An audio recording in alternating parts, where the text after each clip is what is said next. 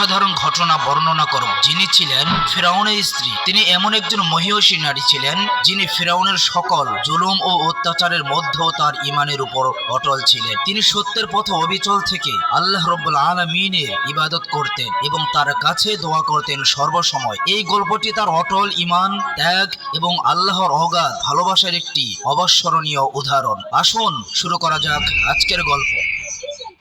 একদিন গভীর রাতে ফিরাউন গভীর ঘুমে আচ্ছন্ন ছিল। চারদিক নিস্তব্ধতা ছড়িয়ে পড়েছিল এবং রাতের গাঢ় অন্ধকার সবকিছুকে ঢেকে দিয়েছিল। এই সুবর্ণ সুযোগ দেখে হযরত আসিয়া রাদিয়াল্লাহু তাআলা আনহা অত্যন্ত সতর্কতার সাথে উঠলেন এবং আল্লাহ রাব্বুল আলামিনের ইবাদতে মগ্ন হলেন। অনেকক্ষণ ধরে তিনি পূর্ণ হৃদয় ও সত্যিকারের ইখলাসের সাথে আল্লাহর ইবাদত করতে থাকলেন। তারপর তিনি দুই হাত তুলে কান্নার সাথে আল্লাহ তাআলার কাছে দোয়া শুরু করলেন। তিনি বললেন, হে রব্বুল আলামিন, এই দুনিয়ায় যা কিছু ঘটছে সবই